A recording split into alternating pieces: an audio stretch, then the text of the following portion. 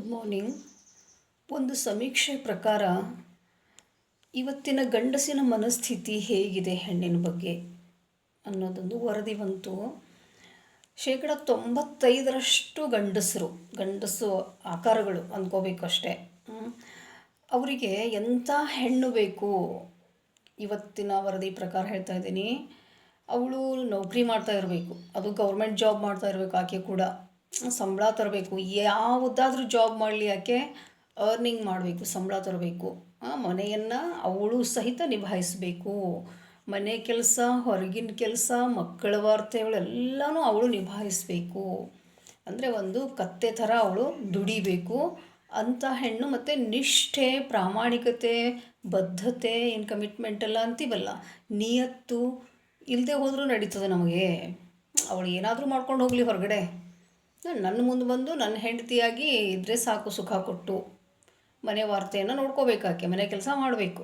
ಅಂದರೆ ಹೆಣ್ಣಿನ ಅಸ್ಮಿತೆಗೆ ಏನು ಬಂತು ಬೆಲೆ? ಇಲ್ಲಿ ಹೆಣ್ಣಿನ ಅಸ್ತಿತ್ವ ಎಲ್ಲಿ ಉಳೀತು?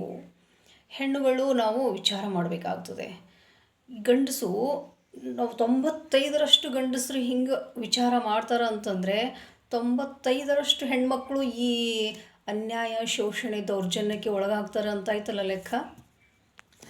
ಅವಳ ಬದ್ಧತೆ, ಕಮಿಟ್ಮೆಂಟು, ಅವಳ ಪ್ರಾಮಾಣಿಕತೆ, ಅವಳು ನನಗೇನು ಇಷ್ಟವಾಗಿದ್ದು ನನಗೇನಾಗಬೇಕಾಗಿದೆ ರೀ, ನಮ್ಮ ಮನೆ ನಡಿಬೇಕು, ಸಂಸಾರ ನಡಿಬೇಕು, ಜೀವನ ಮುಂದೆ ಸಾಗಬೇಕು, ಅಷ್ಟೇ. ನಾವು ಸಂತೋಷವಾಗಿರಬೇಕು. ಎನಿ ಕಂಡೀಷನ್, ಎನಿ ಕಾಸ್ಟ್ ನಾವು ಸಂತೋಷವಾಗಿರಬೇಕು.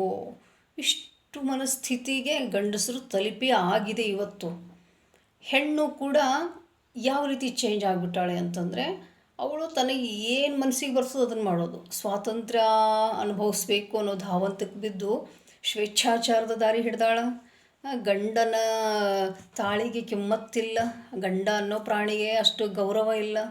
ಸುಮ್ಮನೆ ಏನೋ ಒಂದೆರಡು ಗಂಡು ಹೆಣ್ಣು ದೇಹಗಳು ಕೂಡಬೇಕಾಗಿದೆ. ದೇಹದ ಬೆಸುಗೆಗೋಸ್ಕರ ಒಂದಾದ ಜೋಡಿಗಳಿವು. ಇವುಗಳಿಗೆ ಮದುವೆಯ ಮೌಲ್ಯ ಗೊತ್ತಿಲ್ಲ, ಸಂಸಾರದ ಮಹತ್ವ ಗೊತ್ತಿಲ್ಲ, ಸಂಬಂಧಗಳ ಬೆಲೆ ಗೊತ್ತಿಲ್ಲ, ನಾಜೂಕಾಗಿ ಹೆಂಗೆ ವರ್ತನೆ ಮಾಡಬೇಕು ಅನ್ನೋದು ಗೊತ್ತಿಲ್ಲ. ಇವರು ಕೂಡಿರೋದು ಇದಕ್ಕೆ. ಇಂಥ ಒಂದು ಅಪಚಾರವನ್ನು ಇವತ್ತಿನ ಗಂಡು ಹೆಣ್ಣುಗಳು ಎರಡೂ ಸೇರನೆ ಮಾಡ್ತಾ ಇದ್ದಾವೆ.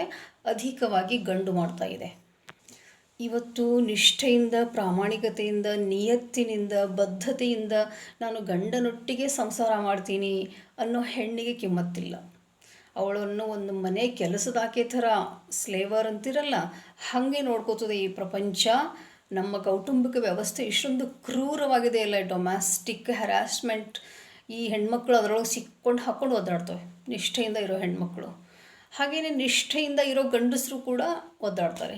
ಅಂದರೆ ಈ ಪ್ರಪಂಚದಲ್ಲಿ ಇವತ್ತು ನಿಷ್ಠೆಗೆ, ಪ್ರಾಮಾಣಿಕತೆಗೆ, ಈ ಕಮಿಟ್ಮೆಂಟ್, ಬದ್ಧತೆಗೆ ಬೆಲೆ ಇಲ್ಲ. ಮತ್ತು ಬದುಕ್ತಾ ಇರೋದಾದರೂ ಹೇಗೆ? ದನಗಳು, ಪ್ರಾಣಿಗಳು ಅವೆಲ್ಲರೂ ಕೂಡ ಎಷ್ಟು ಕಮಿಟ್ಮೆಂಟಾಗಿ ಬದುಕ್ತಾವೆ ಗೊತ್ತಾ? ಆದರೆ ಮನುಷ್ಯನೊಳಗೆ ಅದಿಲ್ಲ ಅಂತಂದರೆ, ಮನುಷ್ಯರಾಗಿ ಹುಟ್ಟಿನೂ ಕೂಡ ಏನು ಸಾರ್ಥಕ, ಏನು ಚಂದ ಬದುಕು? ಒಬ್ಬರಿಗೊಬ್ಬರು ಮೋಸ ಮಾಡ್ತಾ ಗಂಡ ಹೆಂಡತಿಗೆ, ಹೆಂಡತಿ ಗಂಡನಿಗೆ ಅದೆಷ್ಟು ಸರಾಗವಾಗಿ ಮೋಸ ಮಾಡ್ತದ್ರಿ ಪ್ರಪಂಚ.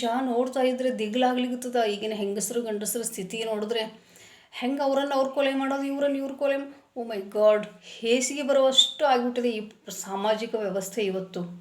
ಇವರಿಗೆಲ್ಲ ಭೌತಿಕ ಪ್ರಪಂಚದ ಸುಖ ಭೋಗಗಳು ಬೇಕೇ ವಿನಃ ಈ ಮಾನವ ಜನ್ಮದ ಉದ್ದೇಶ ಏನು, ನಾನು ಹೇಗೆ ಬದುಕಬೇಕು, 4 ಜನರಿಗೆ ನನ್ನಿಂದ ಏನಾಗಬೇಕಾಗಿದೆ, ಈ ಪ್ರಪಂಚಕ್ಕೆ ನಾನು ಬಂದಿರೋದು ಯಾಕೆ, ದೇವರು ನನ್ನನ್ನು ಯಾಕೆ ಇನ್ನೂ ಜೀವಂತವಾಗಿಟ್ಟಿದ್ದಾನೆ, ಏನು ನನ್ನ ಕರ್ತವ್ಯ, ಜವಾಬ್ದಾರಿ. ಸಂಬಂಧ ಬೇಕು, ಇಲ್ಲದೆ ಬದುಕೋಕ್ಕೆ ಸಾಧ್ಯನೇ ಇಲ್ಲ. ಒಂಟಿಯಾಗಿ ಮನುಷ್ಯ ಸಂಘಜೀವಿ ಅಲ್ಲ. ಆ ಸಂಬಂಧಕ್ಕೆ ನಾವು ಅದೆಷ್ಟು ವ್ಯಾಲ್ಯೂ ಕೊಡಬೇಕು, ಉಳಿಸ್ಕೋಬೇಕು ಹೆಂಗೆ, ಅದನ್ನು ಬೆಳೆಸ್ಬೇಕು ಹೆಂಗೆ, ಅದನ್ನು ಬಿಟ್ಟು ನಾವು ಬರೀ ಸ್ವಾರ್ಥದ ಮೂಸೆ ಒಳಗೇನೆ ಸಂಬಂಧವನ್ನು ತೊಗೊಂಡು ಹೋದರೆ ಯಾವ ಹೆಣ್ಣು ಗಂಡುಗಳು ಸುಖವಾಗಿರಲಿಕ್ಕೆ, ಸಂತೋಷವಾಗಿರಲಿಕ್ಕೆ ಸಾಧ್ಯವಾಗಲಿಕ್ಕಿಲ್ಲ. ಬರೀ ಸ್ವಾರ್ಥಿಯಾಗಿ ಏನು ಬೇಕೋ ಅದಷ್ಟು ಪಡ್ಕೊಂಡು ದೂರ ಆಗಿಬಿಡ್ತೀನಪ್ಪ ಅಂತಂದರೆ ಅದ್ರ ಬಲೆ ಒಳಗೆ ಸಿಕ್ಕೊಂಡು ಬಿದ್ದಿರ್ತಾವಲ್ಲ, ಅವುಗಳ ಪಾಡಿದೆ ನೋಡ್ರಿ, ಅದು ಹೋಗತಿ ನೋಡ್ರಿ ಅವ್ರದ್ದು ಜೀವನ. ಆದರೂ ಇದೊಂದು ಭಾಳ ಹಾರಿಬಲ್ ಆದಂಥ ಸಮೀಕ್ಷೆ. ಏನಂದರೆ ನಿಷ್ಠೆ, ನಿಯತ್ತು, ಬದ್ಧತೆ, ಪ್ರೀತಿ, ಸತ್ಯ, ಶಾಂತಿ, ಸ್ವಚ್ಛತೆ ಅನ್ಕೋತಿರೋ ಹೆಣ್ಮಕ್ಳಿಗೆ ಇವತ್ತು ಬೆಲೆ ಇಲ್ಲ ಅನ್ನೋದೇನು ವರದಿ ಆಗಿದೆ ಅಲ್ಲ, ಮತ್ತು ಹಂಗಿದ್ರೆ ಆಕೆ ಯಾಕ್ರಿ ಆ ರೀತಿ ಇರ್ಲಿಕ್ಕೆ ಹೋಗ್ತಾಳೆ? ಆಕೆನೋ ಮುಂದೊಂದು ಹಿಂದೊಂದು ಬೆನ್ನಿಗೆ ಚೂರಿ ಹಾಕೋ ಗಂಡನಿಗೆ ತನ್ನ ಮನಸ್ಸಿಗೆ ಬಂದಂಗೆ ತಾನು ವರ್ತನೆ ಮಾಡಿಕೊಂಡು ಸುಖ ಅನುಭವಿಸ್ಕೊಂಡು, ಸುಖ ಅಂತಂದರೆ ನಾವೇನು ತಿಳ್ಕೊಂಡ್ಬಿಟ್ಟಿವಿ? ಕೇವಲ ದೈಹಿಕ ಸಂಪರ್ಕ ಅದರಿಂದ ಸಿಗ್ತದೆ, ವಸ್ತುಗಳಿಂದ ಸುಖ ಸಿಗ್ತದೆ, ಏನದು ಕಾಸ್ಟ್ಲಿ ಥಿಂಗ್ಸ್ಗಳು ತಂದು ಹಾಕ್ಕೊಂಡು ಬಟ್ಟೆ ಹಾಕ್ಕೊಳ್ಳೋದು, ಮೈ ತುಂಬ ಒಡವೆ ಹಾಕ್ಕೊಳ್ಳೋದು, ಬಂಗಲೆ ಕಾರು, ಇದರಲ್ಲಿ ಸುಖ ಇದೆ ಅಂತ ನಾವೇನು ತಿಳ್ಕೊಂಡಿವಲ್ಲ, ಆ ಸುಖದ ಬೆನ್ನತ್ತಿ ಆಕೆನೂ ಹೋಗ್ತಾಳೆ. ಪ್ರೀತಿಯಲ್ಲಿ ಸುಖ ಇದೆ, ಮಮತೆಯಲ್ಲಿ ಸುಖ ಇದೆ, ವಾತ್ಸಲ್ಯದಲ್ಲಿ ಸುಖ ಇದೆ, ಅನುಬಂಧದಲ್ಲಿ ಸುಖ ಇದೆ. ಬಂಧನೇ ಇಲ್ಲ ಅಂತಂದರೆ ಅನುಬಂಧ ಎಲ್ಲಿಂದ ಹುಟ್ಟಾಕ್ತಾರೆ ಇವರು? ಬಂಧಿಸ್ಕೋಬೇಕು. ಎಲ್ಲಿಂದ ಹೆಂಗೆ ಬಂಧಿಸ್ಕೋಬೇಕು ಮನುಷ್ಯ? ಪ್ರೀತಿಯಿಂದ ಬಂಧಿಸ್ಕೋಬೇಕು. ಪರಸ್ಪರರು ಬರೀ ಗಂಡ ಹೆಂಡತಿ ಸಂಬಂಧ ಒಂದೇ ಅಲ್ಲ, ಇಲ್ಲಿ ಎಲ್ಲ ಸಂಬಂಧಗಳು ವಿಶ್ವದಾದ್ಯಂತ, ಅದು ಕುಟುಂಬದಿಂದ ಹಿಡಿದು ವಿಶ್ವಕ್ಕೆ ಹೋಗೋಣ, ಪ್ರೀತಿಯಿಂದ ಬಂಧಿಸ್ಕೊಂಡಾಗ ಮಾತ್ರ ಮನುಷ್ಯನ ಜೀವನ ಸಂತೋಷದ ಹೂವಾಗಿ ಅರಳೋಕ್ಕೆ ಸಾಧ್ಯನೇ ವಿನಃ ಇಲ್ಲ ಹೋದರೆ ಅದೊಂದು ಮುಳ್ಳು ಆಗೋದ್ರಲ್ಲಿ ಸಂಶಯ ಇಲ್ಲ. ಜವಾಬ್ದಾರಿಯನ್ನು ತಗೋಬೇಕಾದದ್ದು ಗಂಡಸಿನ ಕರ್ತವ್ಯ. ಹುಟ್ಟಿದ್ದಾನೆ ಅವನು, ದೇವರು ಹುಟ್ಟಿಸ್ಬೇಕಾ ಲಿಂಗಾಧಾರಿತ ಸಮಾಜ ನಮ್ಮದು. ಪುರುಷನೇ ಎಲ್ಲ ಜವಾಬ್ದಾರಿ ಹೊತ್ಕೊಳ್ಳೋ ಶಕ್ತಿ ಕೊಟ್ಟನು ಅವನಿಗೆ. ಮತ್ತು ಮನಸ್ಥಿತಿಯನ್ನು ನಾವು ಚೇಂಜ್ ಮಾಡ್ಕೋದು ದೇವ್ರು ಏನು ಮಾಡಬೇಕು? ಗಂಡಸಾಗಿ ಹುಟ್ಟಿ ಈ ಮಾಸ್ಕ್ಯುಲನ್ ಎನರ್ಜಿ, ಫೆಮಿನೈನ್ ಎನರ್ಜಿ ಅಂತ ಇರ್ತಾವಲ್ಲ, ಇಬ್ಬರೊಳಗೂ ಎರಡೂ ಇರ್ತವೆ ಎನರ್ಜಿಗಳು.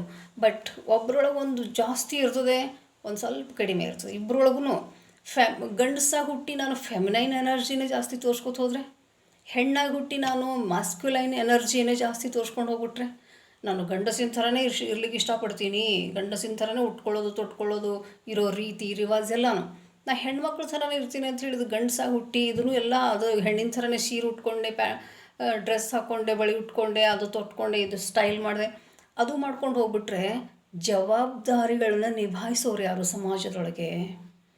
ಎರಡೂ ಉಲ್ಟಾ ಪಲ್ಟಾ ದಾರಿಯೊಳಗೆ ಹೊಂಟ್ಬಿಟ್ಟವು ಇವು. ಹೆಣ್ಣಾಗಿ ಹುಟ್ಟಿ ಹೆಣ್ಣಿನ ಥರ ಇರಲ್ಲ, ಹೆಣ್ಣಿನ ಥರ ಇರ್ತೀನಿ ಅನ್ನೋಳಿಗೆ ಬದುಕಿಲ್ಲ.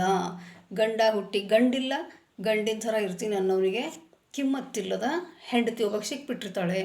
ಹಿಂಗೆ ನಮ್ಮ ಸಾಮಾಜಿಕ ವ್ಯವಸ್ಥೆ ಇವತ್ತು ಡೋಲಾಯಮಾನ ಸ್ಥಿತಿಗೆ ತಲುಪಿ ಎರಡು ಸಮಾನವಾಗಿ ಚಲಿಸೋಕೆ ಹೊರಟು ಅಧೋಗತಿಗೆ ಈಡಾಗ್ತಾ ಇದೆ. ನಮ್ಮ ಸಮಾಜ ಅಧಃಪತನಕ್ಕೆ ತಳ್ಳಲ್ಪಟ್ಟಿದೆ ಅಂತಲೇ ಹೇಳ್ಬೋದು. ನೀತಿ, ನಿಯತ್ತು, ಗತ್ತು, ಗಾಂಭೀರ್ಯ, ಪ್ರಾಮಾಣಿಕತೆ, ಸತ್ಯ, ನ್ಯಾಯ, ನಿಷ್ಠೆ, ಧರ್ಮ ಯಾವ ಕಾಲಕ್ಕೂ ಹುಸಿಯಾಗೋದಿಲ್ಲ. ಅದು ಇದ್ರೇ ಬದುಕು ಸುಂದರ, ಸೊಬಗು, ಸಮಾಜ ಸ್ವಸ್ಥ. ಇಲ್ಲದೆ ಹೋದರೆ ಸಮಾಜದೊಳಗೆ ಅರಾಜಕತೆ, ಕುಟುಂಬದೊಳಗೆ ಅರಾಜಕತೆ, ಮನಸ್ಸಿಗೆ ಶಾಂತಿ ಇಲ್ಲ, ನೆಮ್ಮದಿ ಇಲ್ಲ, ಮನುಷ್ಯ ಕುಲ ಉಳಿಯೋದಿಲ್ಲ ಅನ್ನೋದೇ ಸತ್ಯ. Thank you.